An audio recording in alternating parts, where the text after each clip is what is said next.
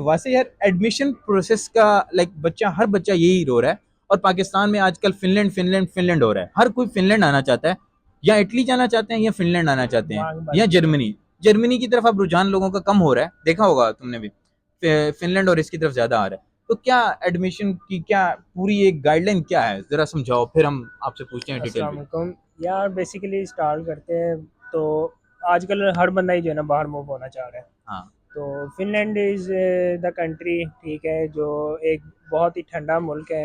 हाँ। और आबादी कम है, लेकिन क्योंकि यहाँ पे स्कॉलरशिप्स अवेलेबल है, तो जहाँ स्कॉलरशिप्स अवेलेबल है और सेटलमेंट इजी है लॉन्ग टर्म पे उस पर, तो वहाँ पे हर बंदा आना चाहेगा। बिल्कुल। तो रिसेंटली बस स्कॉलरशिप से का रुझान यहाँ पे थोड़ा सा है कि अवेलेबल है, मिल जाते हैं इजीली। तो प्रोसेस इनका सिंपल है। ऑनलाइन पोर्टल है studyinfo.fi। उस पर जाके आप अपना कोर्स सर्च करें, उसमें अप्लाई करें। रिसेंटली अभी आज जो डेट है, अब तक तो एडमिशन्स क्लोज हो गए। क्लोज। पहले बस आपने एप्लीकेशन फॉर्म फिल करना है। फिल करने के बाद आपको अब अराउंड 1 वीक मिलता है डॉक्यूमेंट्स अपलोड करने के लिए। सही। डॉक्यूमेंट्स में आपने लेटर ऑफ मोटिवेशन अपलोड करना है। सही। 2 रिकमेंडेशन लेटर्स चाहिए होते हैं।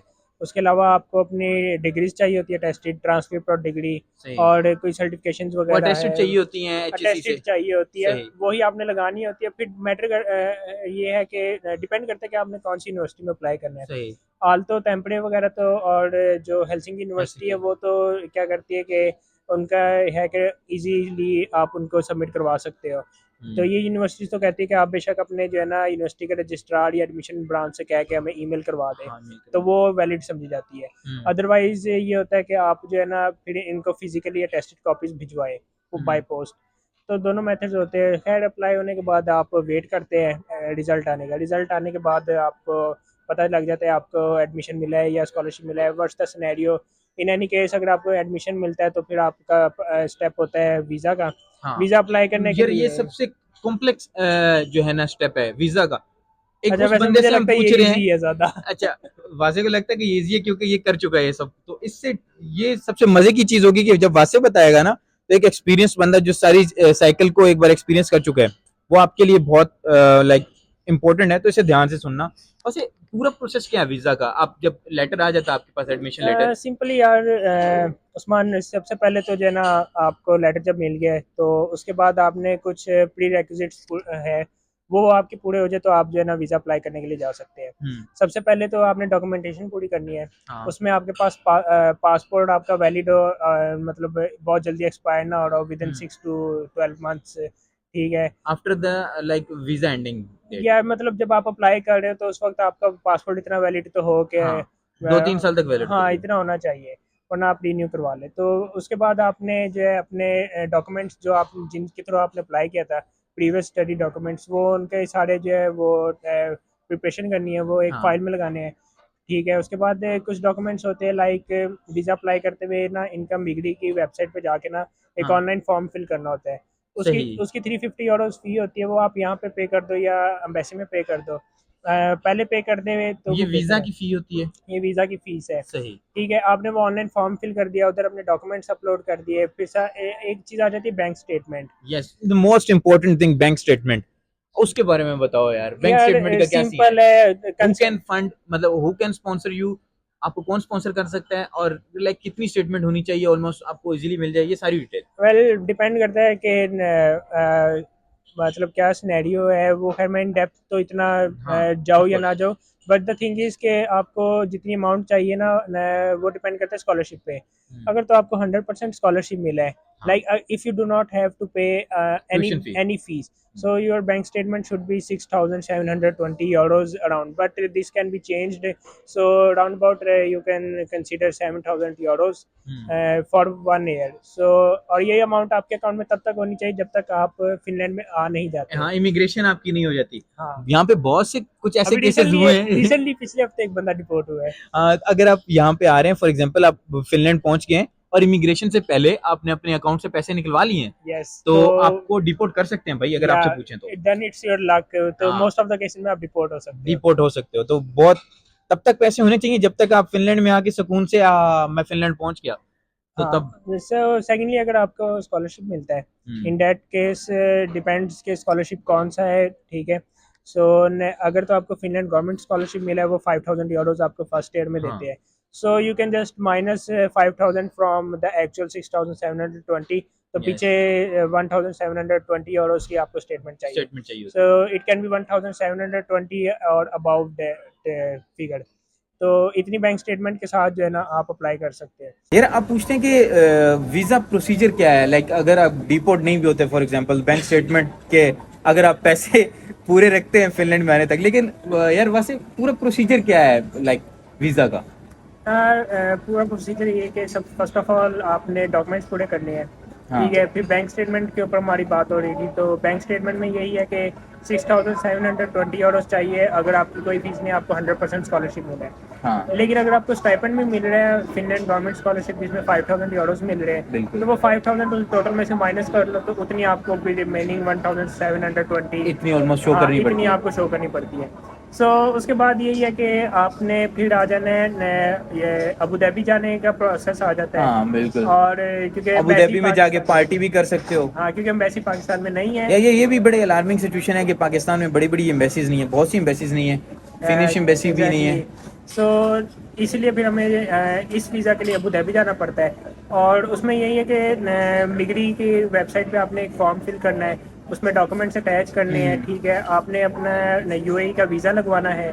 ठीक है, उस फॉर्म की कोई फी भी है? उस फॉर्म की 350 euros फी है. फी है उस फॉर्म की 350 हाँ, और euros ये फी भी सिर्फ है. उनके लिए जो स्टूडेंट्स हैं. अगर तो आप स्पाउस और उनका अप्लाई करें साथ, अपने आपके साथ कोई बच्चे भी आपके लाइक फैमिली पे आना या चाहिए. फर्स्ट किड सेकंड किड, तो उनके केस में फी थोड़ी डिफरेंट है हर बंदे की. और सही. वो आप मिगरी की वेबसाइट पे देख सकते हो. सही. ठीक है, उनके लिए फॉर्म्स भी होते हैं, 2 फॉर्म्स अलग होते हैं, वो भी फिल करने होते हैं.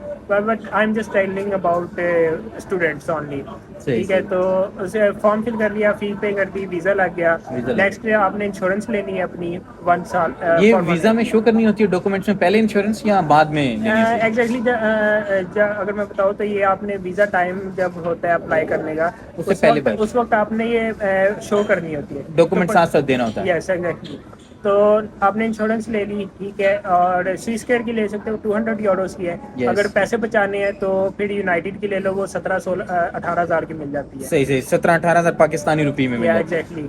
ठीक है, so the purpose is same. ठीक है, मिलता दोनों में कुछ नहीं है. दोनों में कुछ नहीं है. एग्जैक्टली बस पैसे ही देने हैं, एक बार फी है. तो नेक्स्ट मतलब फ्लाइट टिकट्स का आपका खर्चा आ सकता है. हाँ. आपने अबू धाबी जाना है. ठीक है, पहले फ्लाइट टिकट्स साथ बैंक शो भी करने होते हैं वीजा में या नहीं? रिजर्व लाइक जब हम वीज़ा के लिए जाते हैं, हाँ. या एग्जैक्टली हमने शो करना होता है वहाँ पे. रिजर्व टिकट शो करना होता है. डमी हाँ. टिकट्स जो फॉर एग्जांपल नहीं, डमी टिकट्स नहीं शो करनी थी. द प्रोसेस इज के जब हमने फ्लाइट टिकट्स ले ली, हम अबू धाबी पहुंच गए, हमारे सारे डॉक्यूमेंट्स जो है वो कंपाइल्ड है. ठीक है, तो हमने वहाँ पे जमा करवाना है. उसके अंदर जो है ना हम लोग उनको शो करते हैं कि हम जिस कंट्री में आके अप्लाई कर रहे हैं वहाँ पे हम किस तरह है, वहाँ का वीज़ा अटैच होगा, यूएई का वीज़ा भी अटैच होता है. यूएई का वीजा भी अटैच होगा साथ? या एग्जैक्टली, बिकॉज क्योंकि एम्बेसी वहाँ पे है, तो हाँ, हमें तो हम शो कैसे करना, हैं? हम यहाँ पे कैसे पहुँचे. Yes, exactly, तो हमें it's वो important. शो करना पड़ता है. और उसके साथ फिर रिटर्न फ्लाइट टिकट्स भी हम शो करते सही. हैं एम्बेसी में जाके. सही.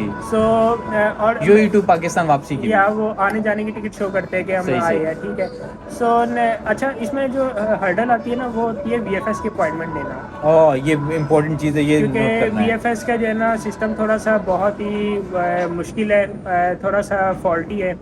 तो उसमें अगर आपको टेक्निक एक मरतबा आ जाए तो यही है कि आप ट्राई करते रहे, आपको अपॉइंटमेंट्स मिल जाती है.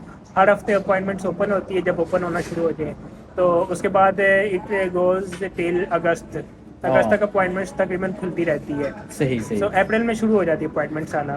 तो आप जितनी जल्दी अपॉइंटमेंट बुक कर लें Yeah, इतना आपके लिए it's इजी हो जाता है. अगर आप जल्दी अप्रैल वगैरह में चले जाए तो मोस्ट प्रोबेबली आपका 3 to 10 डेज में डिसीजन आ सकता है. ओह, सही. और अगर आप जितना लेट जाएंगे उतना फिर लेट हो सकता Late है. हो like it can take 3 months to 4 months even. हालांकि 2 months में डिसीजन आना होता है, लेकिन 3 months से ऊपर भी लग सकता है. लग सकता है, लेकिन यही है कि आप जितनी जल्दी, जितना रश कम होगा Yeah, exactly. इमिग्रेशन ऑफिस में, इतनी आपका जल्दी डिसीजन आ जाएगा. कुछ लोगों का थोड़ा सा लेट हो जाता है, but don't worry, like Yeah. Finland का वीजा रेशियो अच्छा है मेरे ख्याल से. फिनलैंड का वीज़ा रेशो अच्छा है, लाइक यू कैन से 99.9%. हाँ. और इसमें रिजेक्शन केस इसी केस में आती हाँ, है उनकी कि मेन वजह क्या है, रिजेक्शन की वजह क्या है? बैंक स्टेटमेंट में मनी ट्रेल.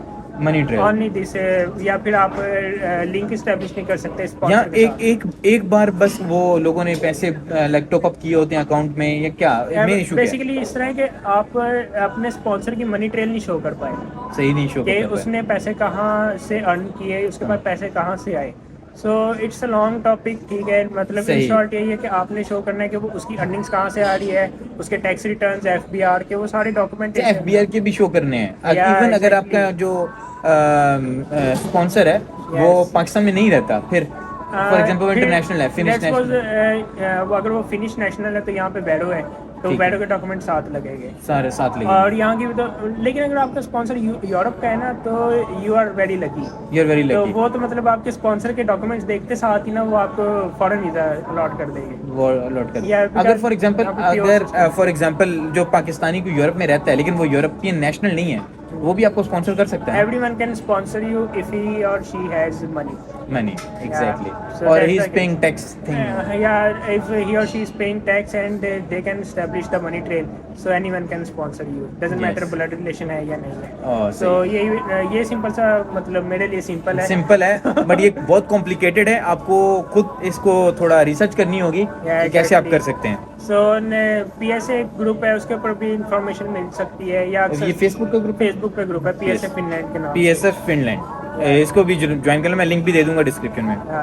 सो उधर काफ़ी इन्फॉर्मेशन आ जाती है। सो वीज़ा प्रोसेस हो गया, फिर आपने जस्ट वेट करना है, और जब आपका जो है वीज़ा आ जाएगा, वो उसके बाद जो है ना आपको घर डिलीवर हो जाएगा। अच्छा, ये इंपॉर्टेंट पॉइंट है कि अक्सर लोग कहते हैं डी वीज़ा अप्लाई करते हैं। हाँ। Never go for D visa. Okay, ठीक है। शॉर्ट टर्म के लिए जो ये क्या नो, करें? डी वीज़ा इज लाइक आपके पासपोर्ट के ऊपर स्टिकर। पासपोर्ट की तो पर्ची। बेटर है कि आप रेजिडेंट परमिट कार्ड अप्लाई करें, क्योंकि रेजिडेंट परमिट कार्ड आपको पाकिस्तान में डिलीवर होगा। डिलीवर होगा। अगर डी वीज़ा अप्लाई करते हैं ना, तो आपको पासपोर्ट भी दे देंगे वो पासपोर्ट रख लेंगे और उसके बाद आप वापस नहीं आ सकते। वापस दुबई लेने आना है। या एग्जैक्टली। लेकिन द थिंग इज, आप पासपोर्ट होगा तो पाकिस्तान वापस आ सकते हैं। या ऐसा अगर नहीं होगा तो हाँ। दुबई कैसे जाओगे? यू आर नॉट श्योर कि आपका वीजा कितने अरसे में आएगा, तो हाँ। आप इतना लंबा स्टे नहीं कर सकते नहीं वहाँ कर पे, सकते। क्योंकि वीजा नॉन एक्सटेंडेबल होता है यूएई का। बिल्कुल बिल्कुल। तो अगर आप पाकिस्तान आ जाते हैं तो यहाँ से कोई कोरियर कंपनी आपका पासपोर्ट बाहर नहीं लेके जाएगी। नहीं लेके जा सकते। So you are stuck there. So it's a waste of money and ये बहुत एक टेक्निकल चीज है, इसको माइंड में रखना जब भी अप्लाई कर रहे होगे कि हमने परमिट के लिए अप्लाई करना है, वीजा के लिए नहीं अप्लाई करना। डी वीजा डी वीजा के लिए नहीं करना। डिग्री के फॉर्म पे सबसे पहला ऑप्शन होता है D visa. D visa. So D visa के लिए हमेशा नो का ऑप्शन सेलेक्ट करते हैं। उसके बाद ये होता है कि आपका जैसी वीजा आता है, विद इन 12 to 14 डेज आपका कार्ड जो है ना आपके घर के एड्रेस पे डिलीवर हो जाता है। डिलीवर हो जाता है। और वो बड़े सिक्योर मेथड के साथ पोस्ट सर्विस आती है आपके पास, उसमें सारी इन्फॉर्मेशन होती है।